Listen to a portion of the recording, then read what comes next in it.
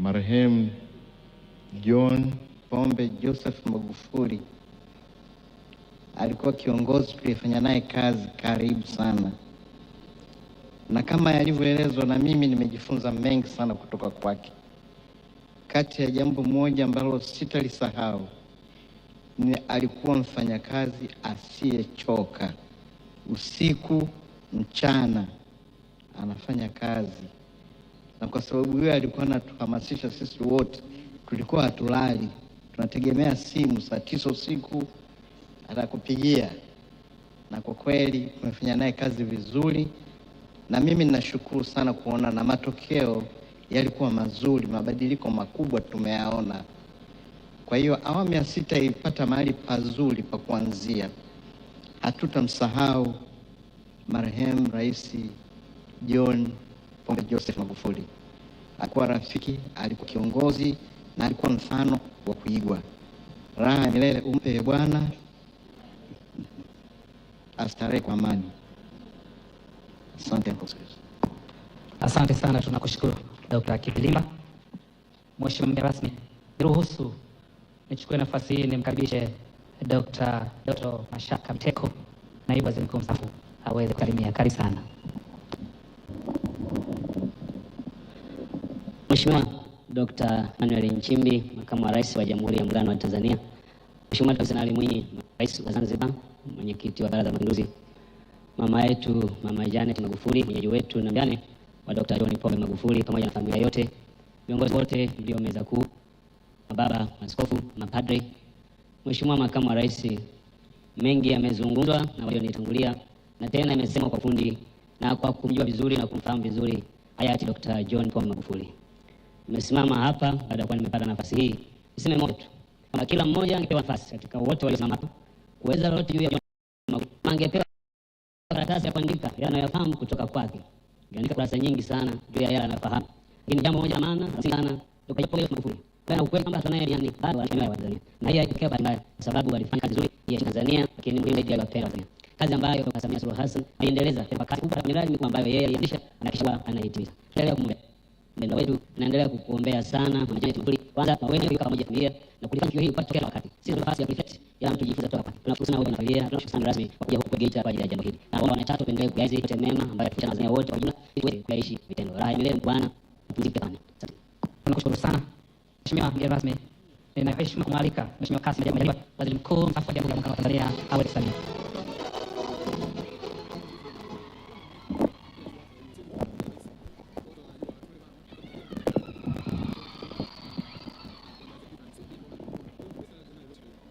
Tumsifu Yesu Kristo. Bwana Yesu asifiwe sana. Asalamu alaykum. Mheshimiwa Balozi Dr. Emmanuel Nchimbi, makamu wa rais wa Jamhuri ya Muungano wa Tanzania.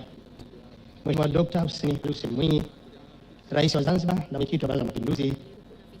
Natambua leo tunaye mama yetu Mama Janet Magufuli, mjane marehemu Hayati Dr. John Magufuli pamoja na familia yake. Tunao viongozi wa kitaifa mbalimbali, tunao pia wastaafu, tunao viongozi wa dini, baba askofu, natambua uwepo Alhaji Sheikh Jongo, mjumbe wa Baraza la Ulama kutoka BAKWATA akimwakilisha Sheikh mkuu na mufti wa Tanzania, mapadre wote, shehe wa mkoa na viongozi wa dini mbalimbali, waheshimiwa mawaziri mlioko hapa, Mheshimiwa Dani Siro, naibu spika, jaji mkuu, waheshimiwa wabunge wote wa Jamhuri ya Muungano wa Tanzania, samahani nitasema wabunge wenzangu, na wananchi wote wa hapa la Chato kwa Geita na Watanzania wote ambao wanafuatia tukio hili kupitia vyombo vya habari.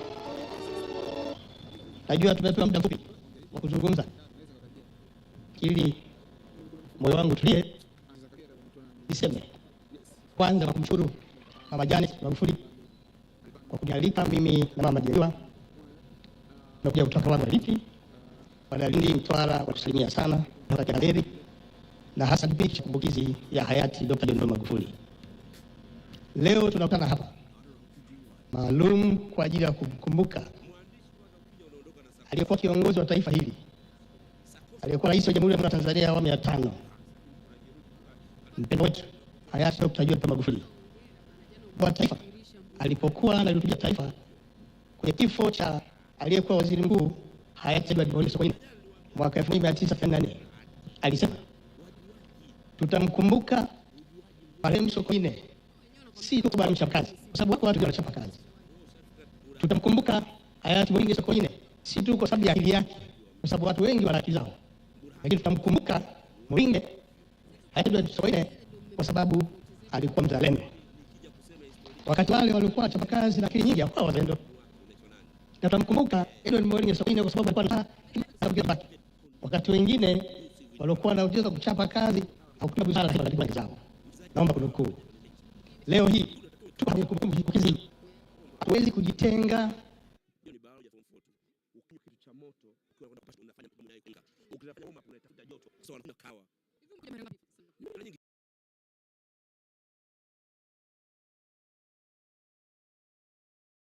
Semwe. Yaani unatakiwa ukubali mimi ni star. Mimi mkubwa, usinibanishe na watu ambao unaonekana sehemu yenye matajiri tu. Yes. Sasa wewe kaa karibu na matajiri kama rais. Sasa nimetoka kwa Jeruti, milioni 10 kaingiza. Risali moja kukaa daftari tunaenda kuongea naye milioni 10. Kwani wewe una charge kukaa na matajiri? Of course, usitajiri utakamini nitakana tajiri usinipe hela. Na kiasi chako ni shilingi ngapi? Milioni 10 kwenda mbele kwa sababu mimi nikana tajiri na kufanyia kazi bidhaa zako. Wewe unajua kama Diadora inakuja kufunguliwa Tanzania?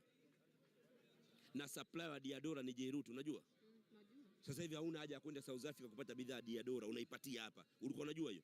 Ni exclusive nimekupa mimi. Na niliona tour yako ya futari. Yes. Ulikuwa unafuturu kwa matajiri tofauti. Na ile pia ulikuwa una charge. Yes, mimi ukiniita kufuturu ni milioni 4. Kuja kufuturu kwako milioni 4 ni sadaka unatoa. Sasa hivi unilipi ni sadaka. Sasa hiyo siri yangu. Hiyo siri yangu. Zote sharti nikija wewe na kuchindwa sio kuchimba. Miogo viazi pana. Wallahi Mungu anisamee. Ama rais tu mhogo. Leo kuna video yako imesambaa ukizungumzia kwamba mlima wameshika kulipa kodi na nini. Ni vitu vya kawaida binadamu, ndugu yetu anapitia changamoto. Sasa ni vitu vya kawaida. Na kwa sababu hata mimi nitazo vyangu. Of course kodi yake inaisha mwezi wa pili. Ya ile nyumba kwa sababu mpango mwenye nyumba yake ndio wewe mwenye nyumba yako ni mwenye nyumba au ni moja. Kodi zake nyumba zake zote zinaisha mwezi wa pili. Mwambino kwa sababu anataka kuhama akaomba alipe miezi 3. Mwenye nyumba sio dhambi, lakini mwenye nyumba utoto sifanyi. Mwambino akasema mimi nilifanya decoration, mabadiliko, parking hapa nimebadiliko. Mwenye nyumba akamwambia tulikubaliana, uliniambia makubaliano ya decoration ulivyofanya. Harmonize alifanya mabadiliko, alitengeneza na swimming pool, lakini alifuata akanipa mchoro. Nikaambia tutakutana. Wewe ulifanya mwenyewe. Siwezi kukata vitu vyako. Kaomba kulipa miezi 3 akatalia. Mwenye nyumba kaambia alipa miezi 6 au mwaka mmoja full. Ndio watu wangu ndio wafanya kazi. Najua Mwambino anataka kuhama. Hali imebadilika. Nyumba yake hajamaliza hata bado. Nyumba nyingi za hadhi gani? Una nyumba kama Zambura hapa sema nyumba nyingi. Una nyumba Siza, una nyumba kali lakini imeisha. Lile ni boss, sema ni boma. Ana nyumba kali ndio anajenga lakini ni boma. Mimi nimeona jichoro wake. Hadi sehemu ya kubadilishia, mnaita closet. Mnaita nini? Closet mnaita nini watu tabidi. Ya kubadilisha nguo, sehemu ya studio ipo ndani, sehemu ya viatu, sehemu ya kulala. Kanionyesha nimeona ukubwa wake. Niko ameniambia kuna mtu pembeni anamnunua lakini yale imekata. Akitaka kununua ile yako ya Mbweni. Hawezi. Hawezi. Ile ni kazi kubwa kuliko lile una. Lile dubwasha ndugu yangu. Lile ni dubwasha sio nyumba. Lile dubwasha. Yeye ana pamoja na mtu jasho. Mimi ngapi hilo? Hawa jamaa kumia lile la mheshimiwa. Sasa unazungumzia maboma. Mheshimiwa mwenyewe ana boma. Sasa ngani na hela ya kazi milioni 100. Kashaishiwa. Umeona anavyoiomba hela ya kazi. Sasa si anataka akapeleke maendeleo. Ndio kaishiwa, mzigo umekata. Wewe kwa kazi ya timu unamdai nini? Sio bora umwache. Sasa si anamfunza kwamba kumfunza vitu vingine unaachia. Mimi nikaanza kumfunza ingechukua shilingi ngapi kwake? Unajua na mwenyewe inaweza kukukuta ile wakati. Nani? Sema watu. Mimi unaona kulipa na kuandikia cheki. Mimi nishaka huko. Mimi nishavuka huko.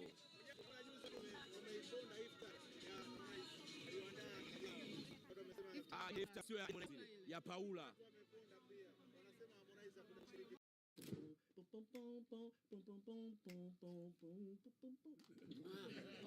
Uzalendo unajengwa na uwajibikaji, uaminifu, uadilifu, lakini pia kupenda maendeleo na matokeo.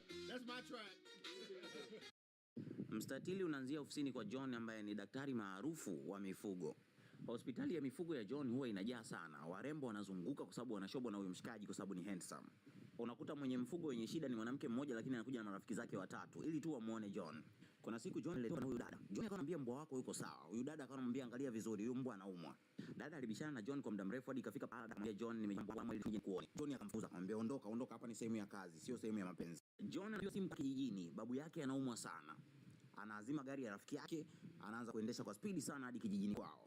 Akiwa gari anaendelea kumpigia simu babu yake apokei. John anaanza spidi zaidi. Anafika nyumbani kwa babu yake anakuta mlango umefunga. Pia kile hakuna kuja kufungulia. Baada ya kumuita babu yake kwa muda mrefu bila mafanikio, John anaamua kuruka ukuta. Ile anataka kuruka ukuta. Polisi wa kijijini anamuona anakuja anakamata. Wewe ndio nilikuwa natafuta muda mrefu, hata aibu kuibia wazee. Una hata aibu wewe unaiba usiku, wewe unaiba mchana kweupe. John anajitetea anamwambia mimi ni mjukuu wa huyu babu na natokea mjini. Mimi ni daktari wa mifugo. Kitambulisho changu hiki hapa. Anamuonesha Sara kitambulisho.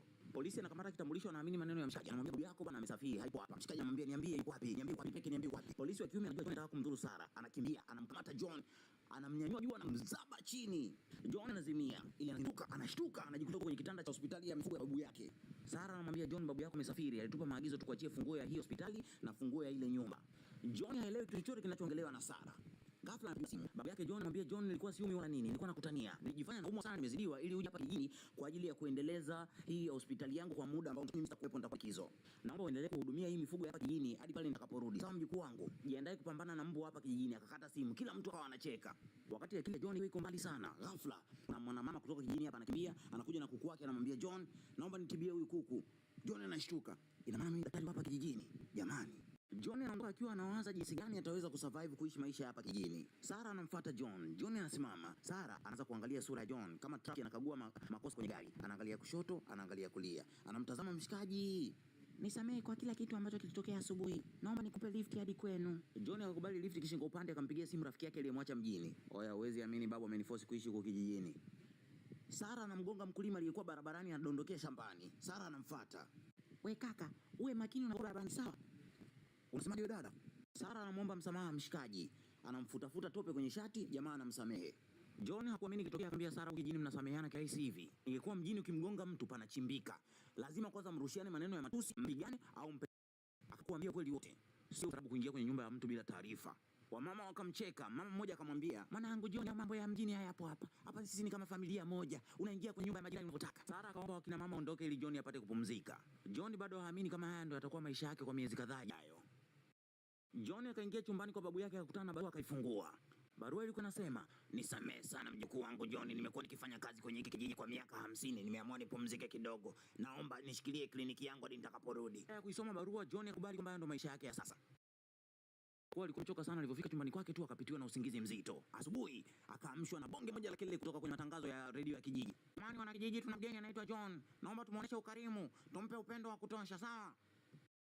Baadaye John anafanya mazoezi ya kukimbia. Baada ya hatua kadhaa watu wakawa wanamsalimia. John anamsalimia hadi akachoka. Hui, umekuwa alibaba babu, tuliondoka ukiwa kadogo sana John. John, nimekuandalia binti yangu watu ganile, lazima umuoe binti yangu, sawa? Achana na ganile, mimi binti anaitwa Tumpao, utamuoa. Mazoezi ya John yaliharibiwa na salamu kutoka kwa mama wa kijijini.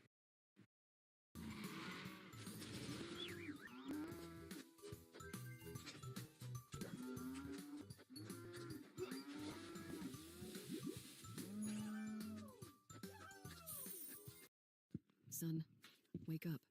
Wake up. I brought some people over, to set you up on a blind date. Ladies, come on in.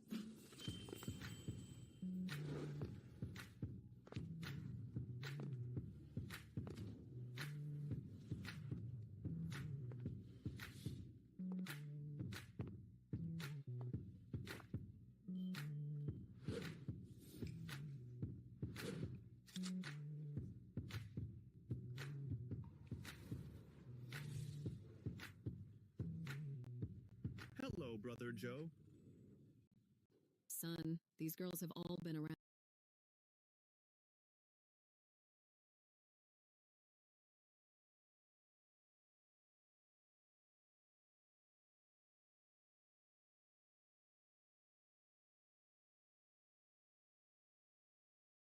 We have just heard from the Supreme Leader of Iran, Ayatollah Mojtaba Khamenei.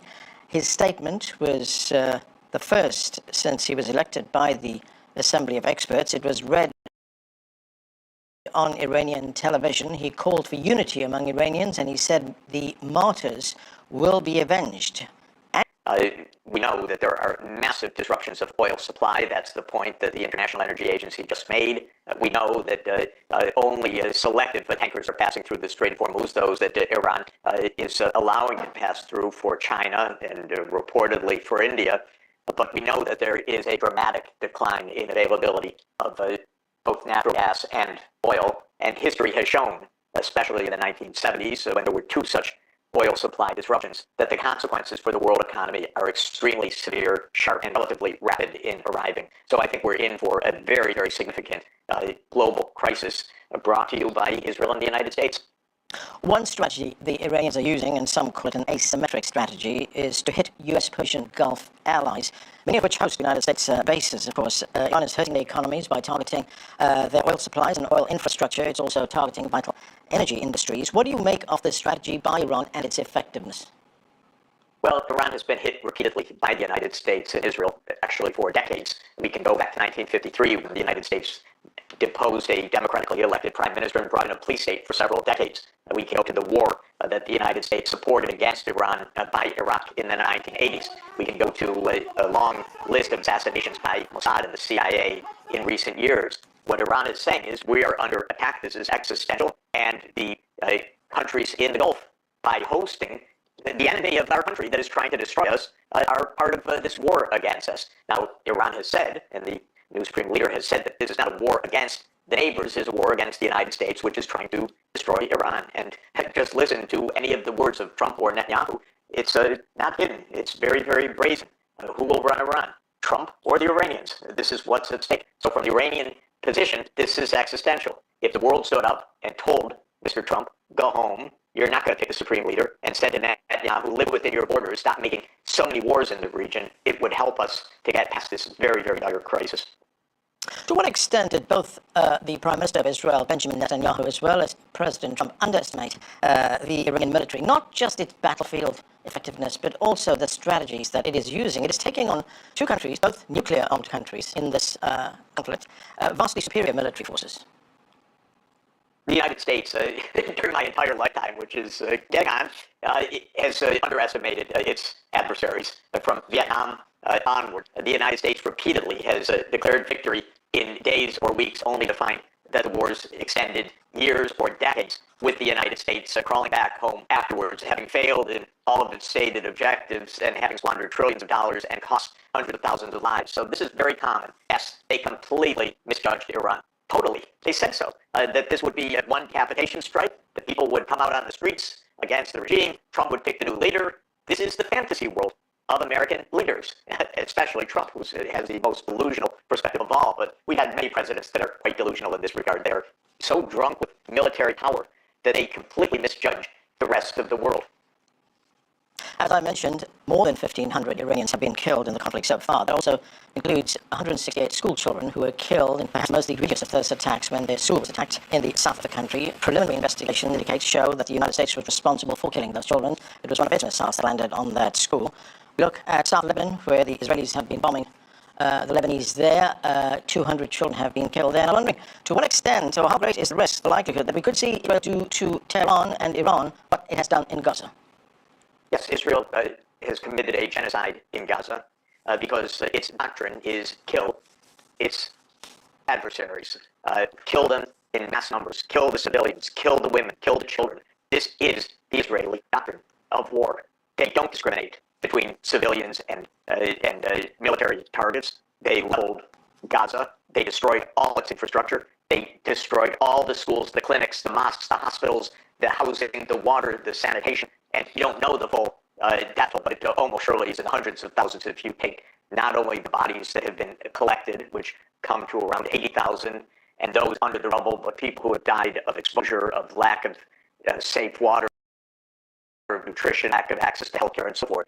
This is a brutal regime. I'm sorry to say it. It's terrible. It is a rogue, brutal regime. It's doing the same in Lebanon now, and it's doing the same with its carpet bombing of Tehran in Iran. And the world needs to stand up and stop accepting this as something even remotely normal or acceptable. Israel needs to go home and live within its own borders and get its head together again, because it's acting in a completely insane way. It needs to stop this. This is mass murder with U.S. complicity. So this is something that absolutely needs to happen. Jeffrey, as you point out, the world needs to stand up and stop this, but when we look at the number of children, for instance, that are being killed, and the fact that it's not receiving wide attention in the media, I mean, is there also a danger that the murder of children in this way, mass murder, as you point out, is being normalized? It has been normalized because, at least in my country, in the United States, and in much of Europe, and thanks to CGTN for telling the news as it really is, our so-called legacy media or mainstream media do not report the truth. And we are subject to so much propaganda all the time, so much normalization. It's beyond imagining for me. I attended a UN Security Council meeting a week ago, the day the bombing started. And what did all the Western countries do? They attacked Iran for being bombed. You know, this is propaganda. This is so-called narrative control. So yes, mass murder has been normalized. You're told, oh, if you say that Israel committed a genocide, oh, that's anti-Semitic. It's not only not anti-Semitic, it has nothing to do with anti-Semitism. It is the grim reality that needs to be understood so that it doesn't continue to happen.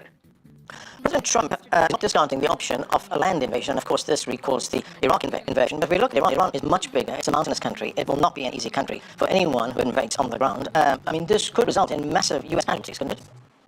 I don't believe it. I think Trump is full of it in general, and I don't believe this can happen. You know, when the Iraq War happened, the American people were lied to relentlessly. We know it wasn't an error of judgment or doubt. It was direct lies, propaganda, that there were weapons of mass destruction that needed to be taken out. It was the excuse for war. At that time, the American people supported the war. Now, the American people are completely against what Donald Trump is doing, and that opposition will rise over time as their gas prices go up and as their incomes go down and as their jobs disappear and so on. So for Trump even to think about putting troops on the ground, the political explosion that would happen in the United States would be absolutely enormous. So he's just facing the fact that every miscalculation has come to pass because he's delusional, because he has no strategy, because the whole group of them has no strategy. But I do not believe that there will be boots on the ground because, as you say, it would be a disaster, and it would start in the stark opposition of the American people.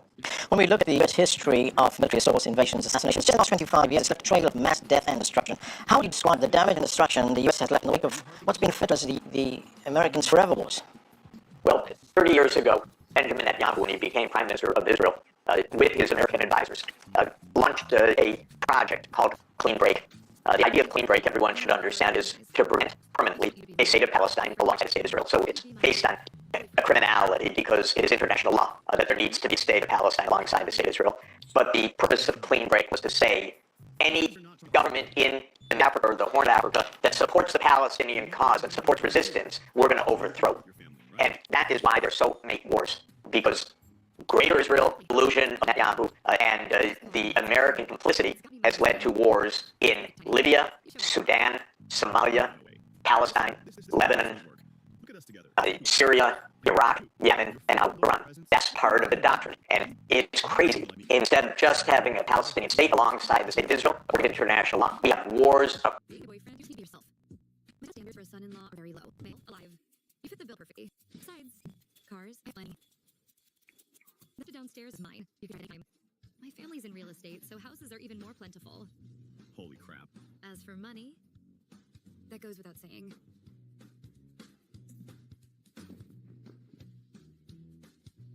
No. So what if you're rich? My personal principle is to never be a live-in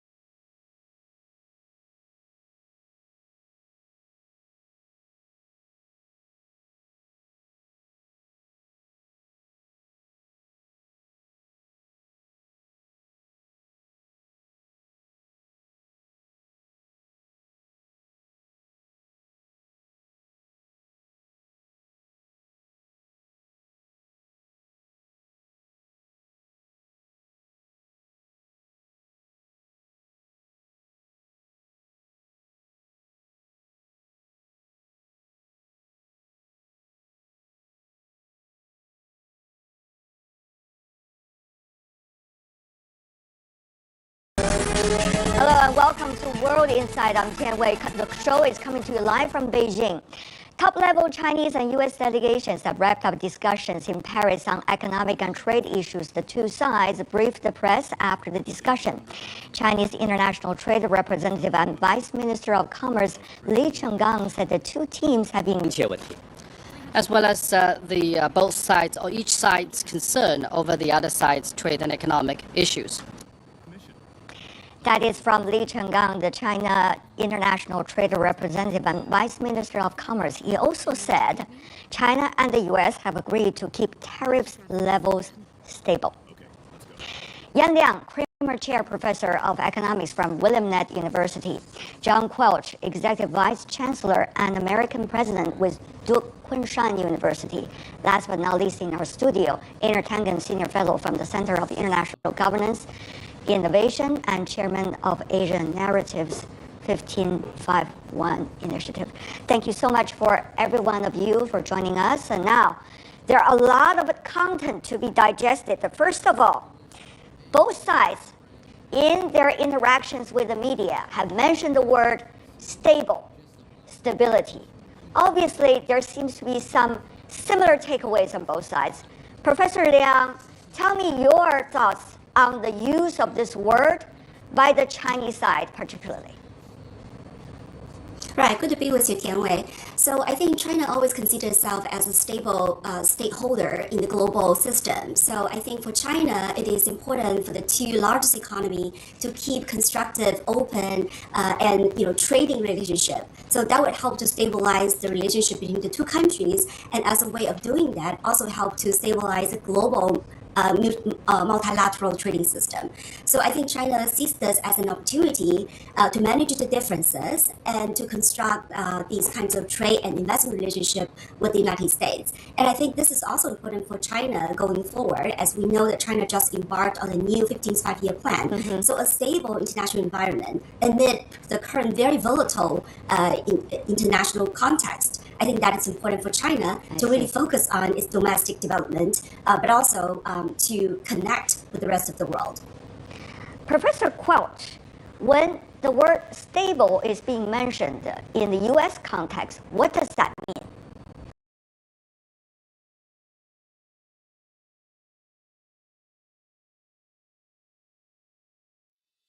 Traditional power solutions are hard to relocate. One installation feels like a lifetime commitment. The times demand a lighter answer. Polynovel has reimagined energy delivery with a truly mobile system. Easy assembly and disassembly. The system is deconstructed into standardized blocks with a container-based locking. Hey, Shui, listen, help me ask Director Zheng for the afternoon off. Say I have something to do and won't be coming in. What? The new female CEO? All right. Let's bet on. That ugly hag not. I think it means that there was no significant breakthrough, no significant advance, no significant agreement or resolution on any of the important matters under discussion in the trade portfolio. And I think that as a result of that, it's perhaps connected to the issue of whether or not President Trump was going to be able to come to China, in the sense that there might not have been a significant announcement that could be made as part of his trip. But I think that in addition, stability also means continuity of the dialogue, and that has got to be reassuring to the investment community broadly around the world. All right. Since you talk about the bilateral visit, I do want to read very briefly something on hand with the latest presser by the Chinese Foreign Ministry. It says China and the United States are in communication with each other regarding U.S. President's China visit. And meanwhile, it also mentioned the spokesperson from Chinese Foreign Ministry. Head of state diplomacy plays an irreplaceable strategic leading role in U.S.-China relations. Having said that, though, our focus today is pretty much on the latest trade and economic discussion. So, Einar, despite the fact that some of our panelists suggest there might not be much progress, we did notice in the Chinese Vice Minister and Trade Rep interaction with the media, he talked about some preliminary results of consultation have been reached between the two sides on some of the issues. Tell us more about how do you see these various words being used? What does it really mean when they put together? From the Chinese perspective, it looks like they continue to want to engage the U.S. to make sure that there's an outlet during uncertain times. This is a great comfort to the world, as my colleagues have put it. So at this point, they are trying to figure out what is necessary to try to keep this situation on the rails as other things are not going so well.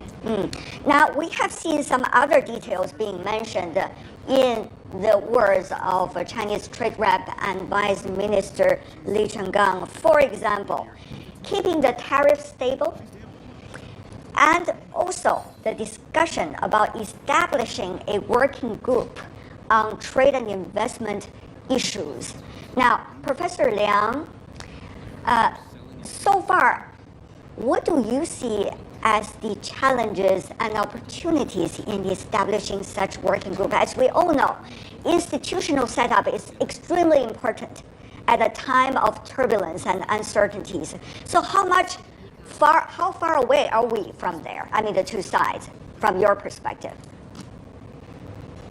Right. Well, I think these kinds of talks, at least in the past, we know that both sides have met 5 times, and they have reached some pragmatic solutions to some of these trade issues, investment, tensions. And I think that really eventually, pushed through the Busan summit between the two presidents. So I think these talks, they could reach some kind of technical details, right, when it comes to how to advance the two countries' relationships.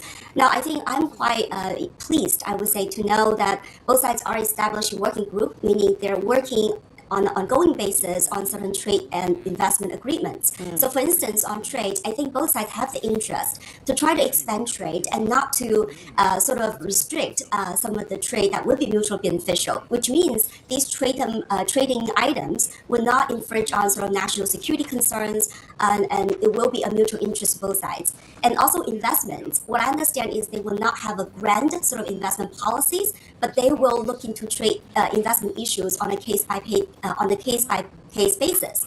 So I think at least that shows to me both sides have the interest to advance the scale, the extent of this kinds of engagements. And this working group, I think, will be very helpful because there are a lot of these detailed and technical issues that need to be solved. And this kind of meeting, right, they only happened on an irregular basis. So having an institution, like you mentioned, these working groups to work in these issues, I think that would be a major improvement as far as the trading investment relationship is concerned. And by the way, this consultation mechanism has been really useful over the past year amid all the turbulences. Go to you, Einar. What do you think about that working group possibility? And how do you see the progress that might be made over there in a way reflect commitments from both sides about having results with their consultations? Well, obviously, China is the one who's pushing the consultations. The U.S. is going along with it. It is troubling that they're starting up these 301 investigations, but I think the consultation is aimed at heading it off at the pass, saying, look, we don't have to go that route. There are other things that we can do. Let us agree to go forward, especially during these times. It is not just trade, it's also investment, Professor Quelch. That is a crucial issue now facing China and U.S. interactions, because trade, especially trade in goods, is one thing, but now the relationship has certainly moved on from there, especially when China is becoming ever more a leader in innovation. So what does that mean for both sides? Your take on the same question. So certainly innovation, as the panel has already indicated, is a driving force behind the 15th five-year plan. It's absolutely clear that China is doubling down on technology innovation, and that is going to, of course, result in more competitive scenarios that involve the two significant countries on the cusp of new technology. Cross-border investment, therefore, in those areas may be challenging because of the inevitable rivalry that is involved. But I do believe that there are reciprocal trade-offs that can be made in investment terms as well as in trade terms. And as has already been stated, the continuity of these dialogues over the past year, it means that Secretary Bessent and Vice Premier He really do know each other well, their teams know each other well, and I think that's a great source of comfort and optimism, frankly, in terms of reciprocal investment as well as trade. But the two sides, especially Chinese side, talk about how to see the implementation of the results of the previous 5 rounds of consultations. Remember, we don't want to forget about that. What was the result of the 5th round, the latest before the one just wrapped up? It has been talking about, I'm having those documents on hand. U.S. sanctions 301 measures on China's maritime, logistics, and shipbuilding sectors, an extension of suspension of reciprocal tariffs, fentanyl-related tariffs, counter-narcotics cooperation, expanding trade, and also on the issue of export controls. Now, when we say the implementation of all of these, what would you say, Mr. Chang, about the results? Well, I mean, part of it was the U.S. Supreme Court saying that the tariffs were not actually legal, and that has sent them back. Donald Trump has indicated that he wants to reimpose them, but that might be a negotiating ploy. And as I said, this is a situation where China and the U.S. have to get along. They have a significant interest in each other, and they cannot be untangled. That has been the lesson so far. Professor Liang, your take, same question. What about the implementations? It seems that when only after the consultation of one wave of uncertainty, here comes another wave of uncertainty. So what do you think about the implementation? Well, I actually think the last round negotiation, when it comes to implementation, that will largely be implemented with all the suspension of tariffs and also relaxing some sort of export control when it comes to China side rare earths, on the U.S. side and the tech products, especially the chips. So I actually think that both sides seem to be able to implement some of these agreements. Now, that said, I do believe that the situation is still very fluid. As Anna talked about, these IEEPA tariff was ruled illegal, but Trump instead, completely terminate these tariffs. He reimposed the Section 122 of 10% global tax. So, and of course, right now, there are 16 countries that are under the 301 section investigation on industrial assessment capacity, and another 60 countries being investigated sort of due to the so-called unfair labor practices of forced labor.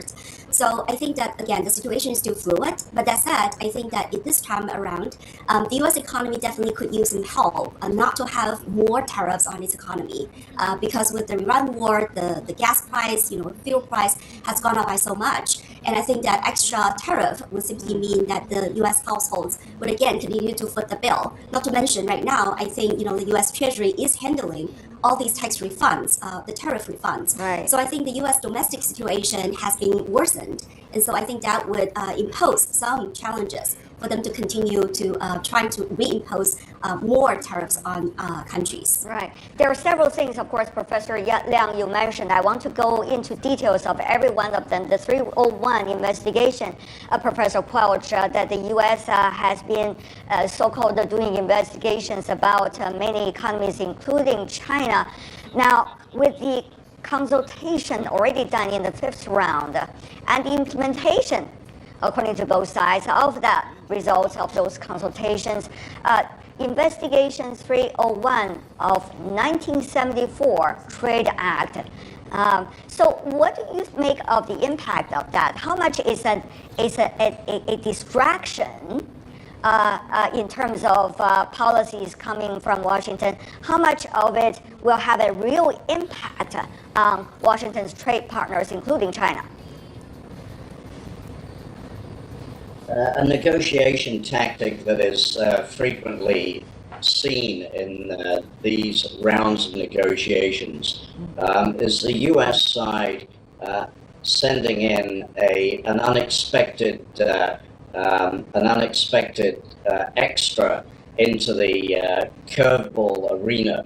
And this one, the 301, kind of came out of the blue in the last couple of weeks. And it's really unfortunate, I think, because it does tend to be a distraction when one side in the negotiation decides to just throw another curveball into the equation, because it upsets the momentum and the trust building that has previously been built up.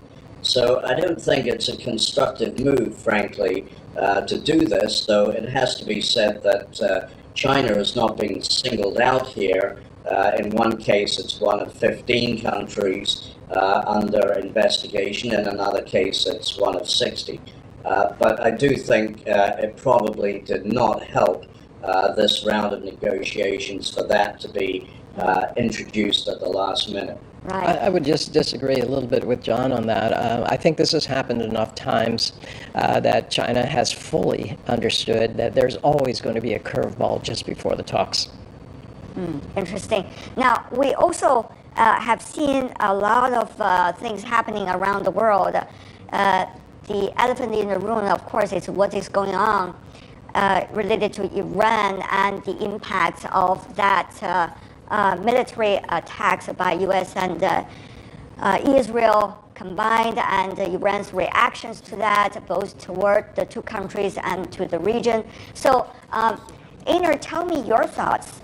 At this moment, how important is it that Washington needs to have a stable relationship with China when it comes to trade and economic issues, at least? And what does that mean for China to streamline its approach toward Washington? China's the adult in the room. I can't put it any other way. The U.S. is mercurial. It's not reliable. What is going on is threatening the global economy. China might, in other circumstances, have canceled this meeting, but they cannot afford to, because it's not just China which is on the line. It's the entire global economy. John, we have seen members of the developed economies, including those from G7, their leaders visiting China over the past few months, want to develop bilateral trade and economic ties with China. So how do we add all these pictures together and try to figure out where Washington is and where Beijing is right now? So I think one of the great benefits of the 5-year plan process in China is that it provides a measure of assured continuity, and China is not easily destabilized from the course that it pursues by shocks in the external environment. Of course, China is acutely aware of the impacts of those shocks, but stays the course in terms of its long-term strategy. And I think that that's a source of comfort, a source of stability to other countries around the world, and especially those in the global south that perhaps don't feel as though they've been treated that respectfully by the Western powers. So I think that overall, Beijing is perhaps the beneficiary of some of the own goals that the U.S. has committed in the last year or so. Yan? Well, I agree with John. I think China's position has always been clear that peaceful coexistence, right, is really the bottom line as far as, to manage the two countries' relationship is concerned. But China is striving for some kinds of cooperative and constructive relationship. But overall, I think China is still mostly focused on domestic, development to be able to really sort of negotiate from a position of strength. And China also, again, is a stable player, and as Einar talked about, the adult in the room. So I think to defend for China's own interests, but also I think multilateral system, China is trying to work with the United States. Now going back to the 301, this is nothing new for China. Back in Trump's first term in July 2018, the U.S. has already imposed Section 301 tariff ranging 7.5 to 25% tariffs on close to 300 $140 billion for Chinese product. So I think this time around, the U.S. is likely to play the same card again. But of course, China will proactively both to rebuild the kinds of relationship with the United States, and hopefully that will make some sort of breakthroughs. Especially, I think China does have a lot of leverage. And on the other hand, I think last year has demonstrated China's trade performance has been so resilient. So even if the United States does not cooperate, I don't think this is going to stunt China's international trade. We only have both sides should.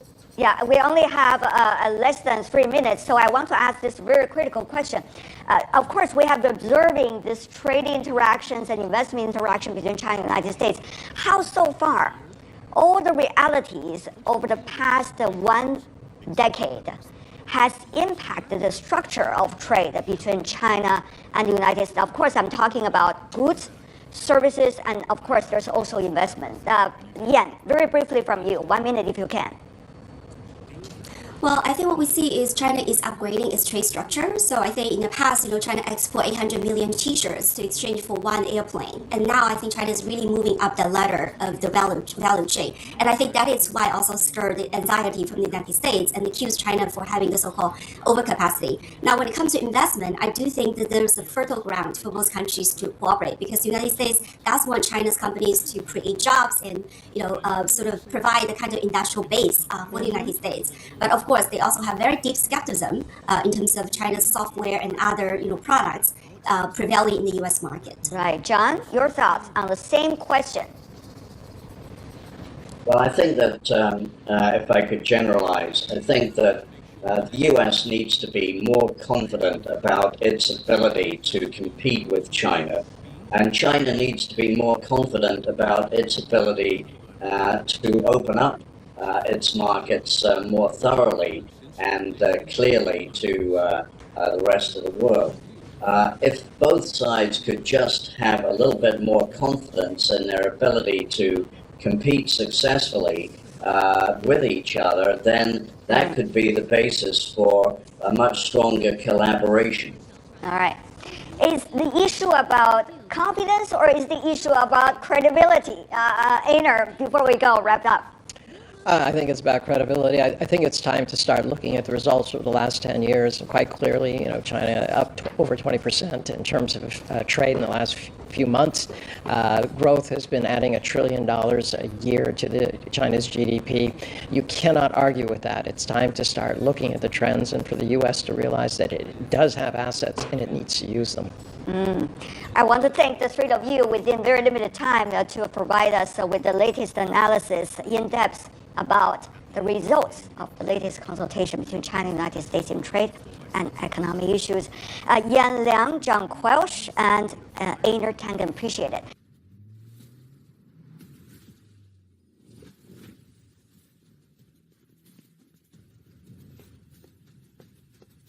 Good morning, Ms. Liu.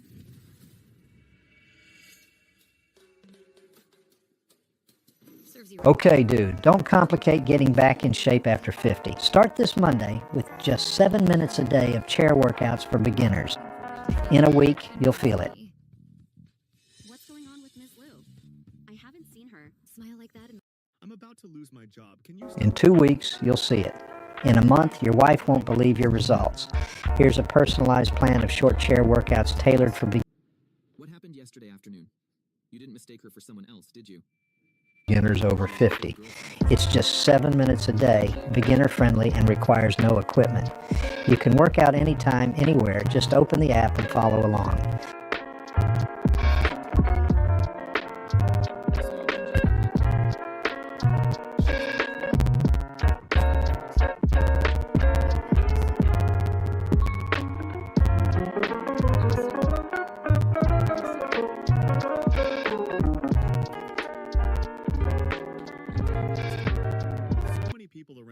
If you see her photo, you'll drool all over my phone. Oh, Linjo. Still chatting away here. Mwaka umenyoka na my Airtel app. Pakua, jiunge, nafanya miamala, ushinde! Tunatoa zawadi za kushangaza. Gari mpya Mazda CX-5 3 kila mwezi moja. Na bajaji mpya 4 kila mwezi. Si hivyo tu, shinda na bodaboda mpya kabisa siku 5 kila mwezi. nafasi ya kushinda kapu la mizawadi, pesa taslim na smart TV. Pakua, jiunge na utumie My Airtel app kufanya miamala. Zungusha kuongeza nafasi yako ya ushindi. Tumia My Airtel app, zungusha na ushinde. Bye. You son of a bitch. You don't value me, fine. But you're going to fire me? What? Hong Kong is set to roll out its first ever 5-year plan. As Hong Kong approaches the 30th anniversary of its return to Chinese rule, the SAR's chief executive, John Lee Ka-siu, said in a recent interview that the city will explore drafting its first 5-year plan to better align with national development strategies. Mr. Lee said all 15 Hong Kong policy bureaus have set up task groups for the job, and once details of the national plan are unveiled, the SAR government will start to work on its own blueprint. Now, the plan will focus on boosting the economy, improving livelihoods, and strengthening competitiveness, and will be subject to public consultation. So why now? How will it be done, and will it work as on the mainland? Welcome to this special edition of The Point with me, Liu Xin, coming to you live from Beijing. This is an opinion show, of course, and I'm pleased to be joined from Beijing, the Chinese capital, by Priscilla Long Mei Feng, deputy to the ongoing National People's Congress of the CPC. She is also a Basic Law Committee member of Hong Kong and member of the Hong Kong legislature. Here in the studio, I'm also joined by Sean Calebs, my colleague from CGTN headquarters in Washington, D.C., who has visited China many times, including covering the 2 sessions for the past 4 years. So it's great to have both of you to the show, and welcome to you both. First of all, let's take a really brief look at the past mentions of Hong Kong in China's national 5-year plans. For instance, for the 12th 5-year plan that was from 2011 to 2015, an individual chapter was dedicated to Hong Kong and neighboring Macau for the very first time. The 13th 5-year plan, which covers the period from 2016 to 2020, outlined greater support to facilitate Hong Kong and Macau's participation in the Belt and Road Initiative and further development of the Greater Bay Area and major trans-provincial cooperation platforms. The 14th 5-year plan, which just wrapped up last year, focused on consolidating and enhancing Hong Kong's competitive advantages while requiring it to safeguard national security and integrate into the overall development of China. Now, the proposed outline for the 15th 5-year plan, which goes to 2030, stresses that the one country, two systems policy will be upheld, of course, with a high degree of autonomy, and the Guangdong, Hong Kong, Macau Greater Bay Area is to become one of the 3 national engines of high-quality development, among other goals. Now, this is just to give our audience an idea of how the mentions of Hong Kong has evolved over the years. So, Madam Deputy Priscilla, if I may, let me go to you first. What has the trend been telling us in terms of the role and the relationship between Hong Kong and the national development plans? How has it been evolving from your perspective? We are full of excitement to see the promulgation of the 15th 5-year plan of our country, which include many chapters and contents concerning the role of Hong Kong Special Administrative Region. China, apart from mentioning and developing the domestic issues, it emphasized a lot on high-tech development and also talent development, as well as her role in the international arena. Comparing with the 14th 5-year plan, this 5-year plan mentioned a lot of China's role in the international level. For example, our role to bridge to the outside world in terms of our participation with the World Trade Organization, the United Nations, the BRICS, and also to take a lead in setting the international trade rules so that the world can have a stabilizing force from China, which has 1.4 billion people, also 1.4 billion people's market.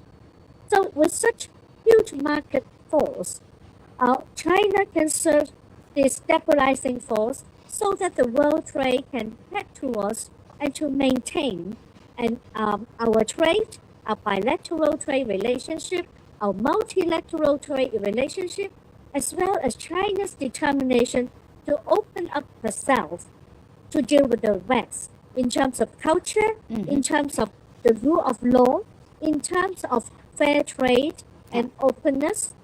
So, concerning Hong Kong, first of all, Hong Kong has always been a very free marketplace. Right. We have been a firm supporter of the World Trade Organization in terms of fair trade, multilateral trade. Also, Hong Kong practices low tax. We have been ranked as the freest port in the world.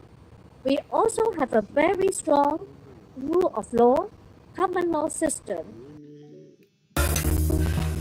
Relax. Hawajawahi kutuangusha.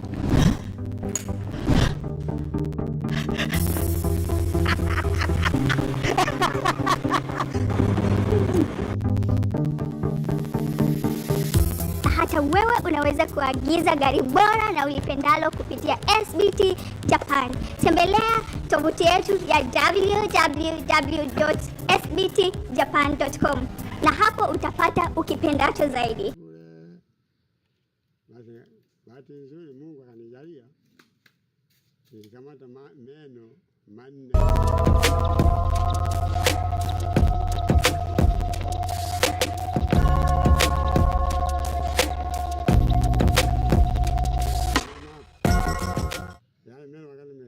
And we have a strong pool of talents who speaks both English and Chinese, like myself. I'm from the law sector. I'm very familiar with common law and practicing barrister law, as well as I participate a lot in setting up the rules of the cross-country world trade development. So this is the strength of Hong Kong, and I'm very happy that the role that China is willing to play under this challenging international political relationship, in particular, when some countries in the West sort of challenging and give a lot of a challenge to the World Trade Organization, etc. Right. We are willing to participate in the league. Hong Kong has a lot of experience, and I think we should to play a very, very active role in the next 5 years in this regard. Yeah, well, you talked about what the national development can do for Hong Kong, and also what Hong Kong can do for the nation's development. Sean, let me come to you. You have been covering the sessions on site for 4 times now, and you have been witnessing some of the proposals, some of the deliberations. How do you see the importance or the idea that Hong Kong should have its own 5-year plan for the very first time? What do you sense is the rationale behind it? Well, in talking to people and in doing research, I think that everybody kind of looks and says the time is right.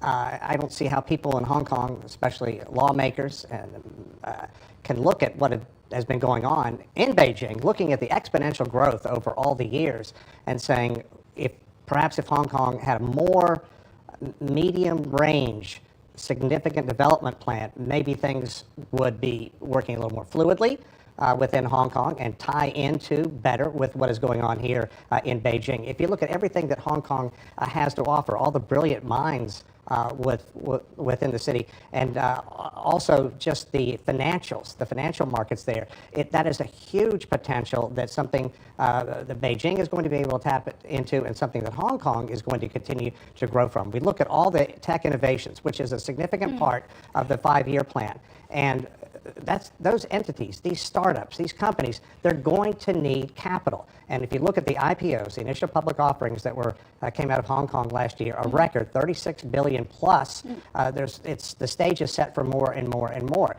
High tech is here. It is not. And if the current system already kind of works, right? Hong Kong is already ranking very high in terms of the usage of international finance and trading flow. Why give Hong Kong a 5-year plan? Actually, Hong Kong is very excited to have this coming 5-year plan for the first time. In fact, every term of our chief executive will set his platform for 5 years, because 5 years is a term for our chief executive. And this is for the first time we would like to set the agenda of Hong Kong's development to meet the 5-year plan of China.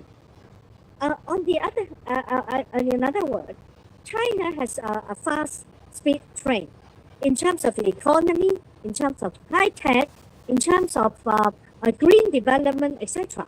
And Hong Kong has to maximize our strength, our uniqueness under one country, two system, so that we can climb into this fast speed train.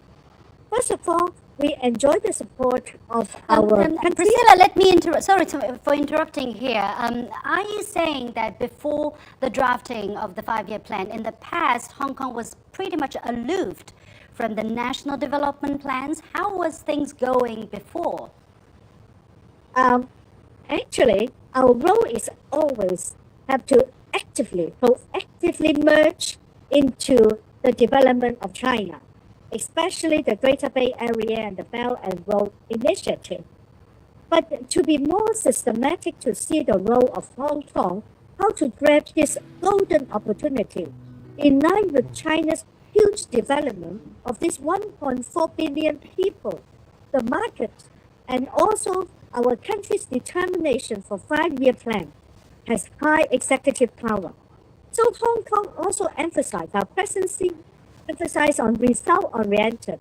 So if we set our goals in greater detail, for example, under our free market strength, we can grab the opportunity to become the biggest green financial center in the world, because China has this plan, very determined to be a biggest green, environmental, protected country, which also serve the world. Madam Deputy. So we need to train our talent. Sure. We're trying to train all these financial. Sean, you wanted to ask a question. To grab the opportunity. Yeah, Madam Deputy, if I could kind of dovetail onto what Lucian was just talking about, one thing that seems kind of obvious is that with all this potential that Hong Kong has, and with its growth, and with its financials, its trade, it hasn't been laser focused. There have been questions hanging over. If you look at the northern metropolis, how is that going to develop in tandem with Shenzhen? So those questions, one could argue,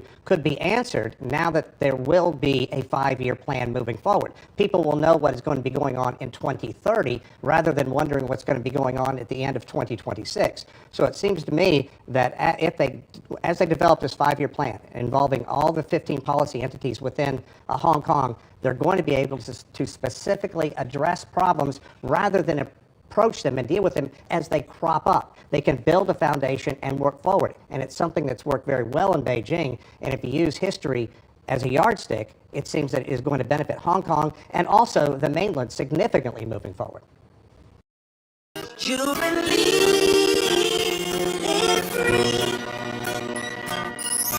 I could flee from every disaster. I wish I could be destiny's master.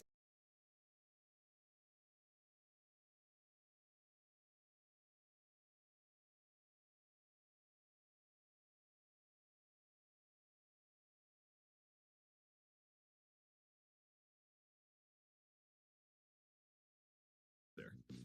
For all the other girls, right? Am I right? Yep. In fact, Hong Kong has been famous for practicing laissez-faire, It's market-driven economic development. But this is not contradictory with the 5-year plan. The 5-year plan actually is we set a goal, we set in raw operative details how to achieve the result we want to get in these 5 years. And we have a It's all because of Director Zheng, that idiot. He interfered. Our sales department's performance was all taken by him. He stole mine. He also stole Xiao Shuai's, Xiao Li's, Xiao Zheng's, and the company's Leo Hayes. Last time he drank with clients almost ended up in the hospital. But the final performance was still taken by him. He just sees us coming from rural areas. No background, no connections, no network. And suppresses us arbitrarily.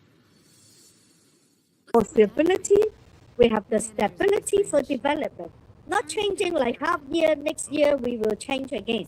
In fact, we have all found out the strength of this 5-year plan so that Hong Kong can make use of our existing market force in order to achieve every single goals.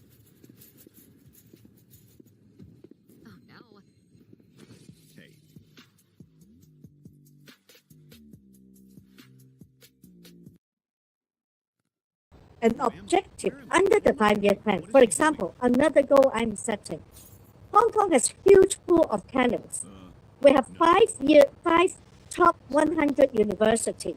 We have so many talents in high tech, in research, in law, etc., who speak excellent bilingual languages, which can serve 2.6 billion people and our investors on Earth. And how to maximize this in terms of how to enter into the detailed goals of China in her 5-year plan, we can grasp. Okay, China has put a huge resources and in research for high tech, for AI plus, for all this data science, etc.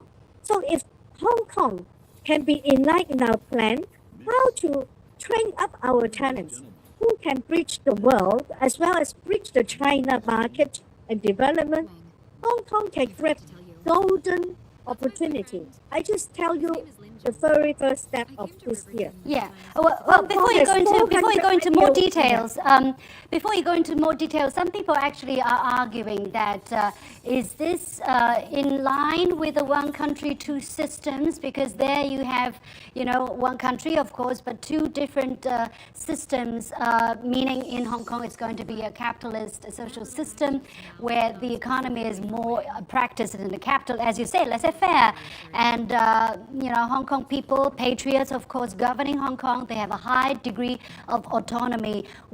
Because once you have the 5-year plan, it's got to be approved by the central government. Will it kind of chip away from the one country, two systems arrangement potentially? I have examined and even taught the basic law for 30 years. It has nothing to do with capitalist system. We are talking having a plan. So we have to actually, on top of laissez-faire, we need to set up our goals and plans so that we can achieve our goals and objectives very clearly with determination, with the cooperation of different bureaus and departments so that we all drive the same goal. It has nothing to do with changing the capitalist system.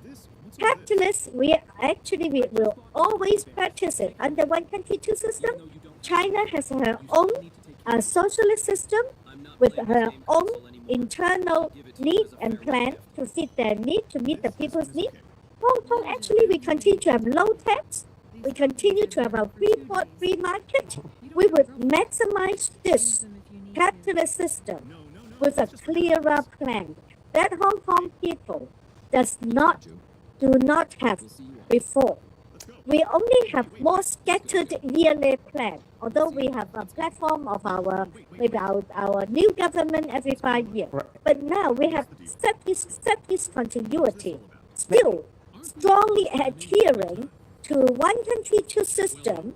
One country, two system doesn't mean we have to give up China's market. Sure, but doesn't mean we have to merge and serve and grab the opportunity. Understood. But Ms. Leung, if I can interrupt you just a second, are there people within Hong Kong who may legitimately wonder, what's in it for me?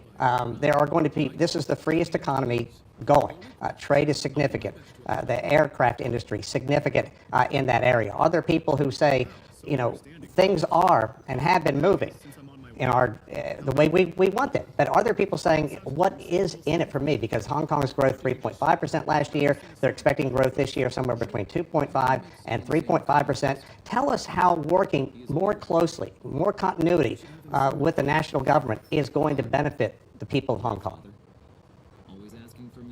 The national government has always taken good care of Hong Kong. In fact, we are really the pill, not only of the Orient, we are also the pill in the eyes of China.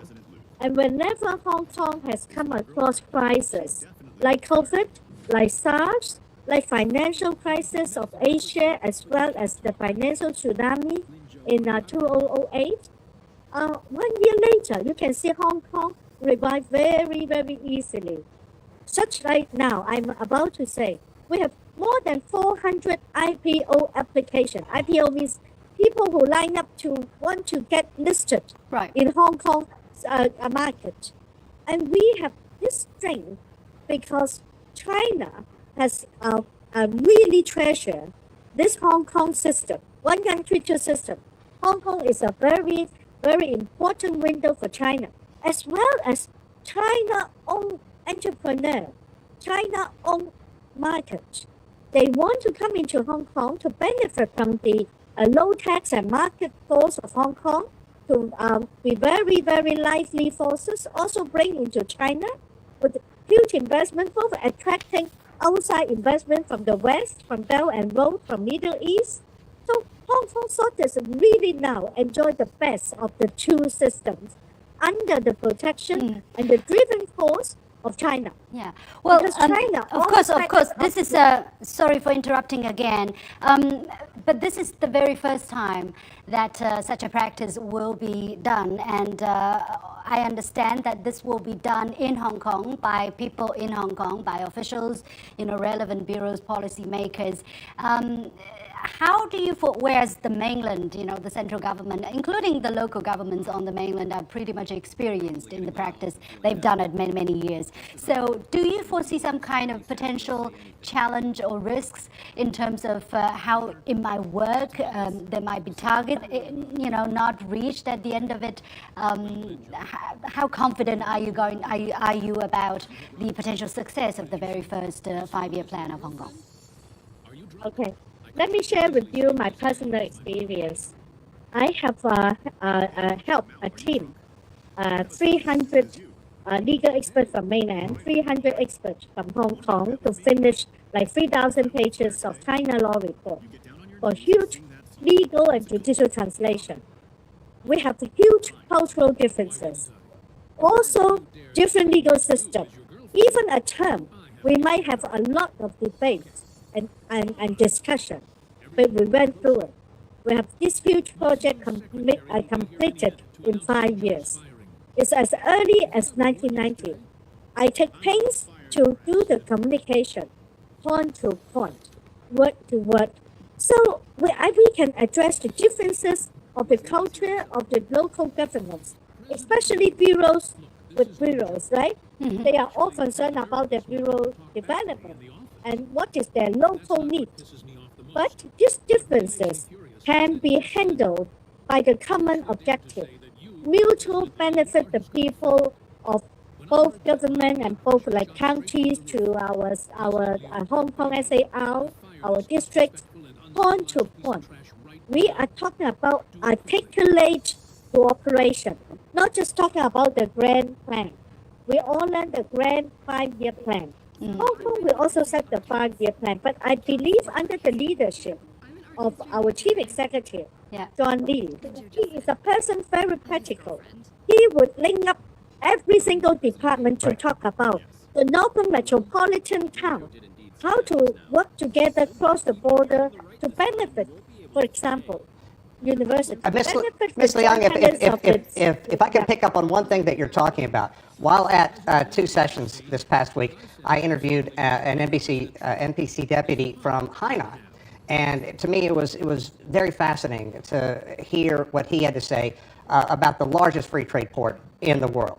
And he basically said my line of questioning was fine, but he was trying to get me to look in a more holistic view, that this development, this significant linchpin, economic linchpin down in the southern part of China is not good for the island, it's good for the entire country. And I think that what we're hearing about a 5-year plan in Hong Kong is going to do the same thing. There's going to be a symbiotic relationship, if you will, between Hong Kong and the mainland moving forward, that both can build on their strengths, the tremendous financials, the advancement going on in Hong Kong, plus all this massive research and high-tech AI, low altitude economy. All that is going to need funding. It's going to need smarter minds. And with the people being educated in Hong Kong, being able to transfer, move back and forth between the mainland, it seems that this system could be set up, this medium-range, long-term planning. It seems like it's going to give a solid foundation for Hong Kong to be able to work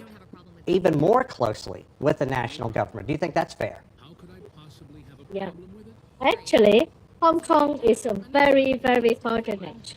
We are part of China, and we are fortunate to have such huge pools of talent, international talent, or talent who can handle both the East and West, the differences in communication to serve China, as well as to serve ourselves. Let me tell you one actual example. We in Hong Kong, I am the professor who teach the Chinese judges from mainland to learn about the international trade rules in the world and common law. They got degree in Hong Kong.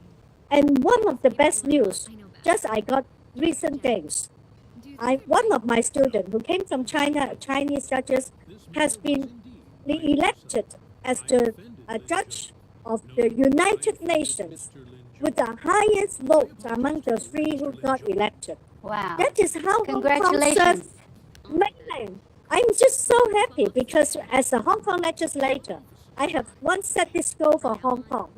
How our students in law or our judges can become a judge in the United Nations to serve the world, to serve our experience, to uphold all these justice and fairness in the world. And we got it. Yeah, I think that shows the power of setting a goal, right? Sometimes the goal is high, is grand, but keep working towards it, finding all kinds of ways to approach that goal, the dedication, a very clear blueprint, and then dedication and hard work.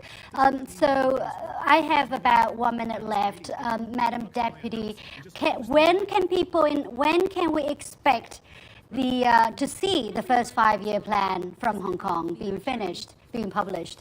Do you have an idea? I think very soon because our CD is talking with every single bureau. They are going to provide a more concrete plan.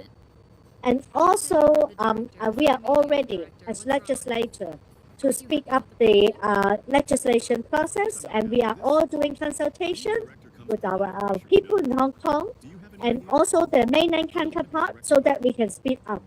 I have full expectation that under one country, two system, Hong Kong, this round, we will maximize our strength and our uniqueness under one country, two system, and to boost up our economy, our high-tech development,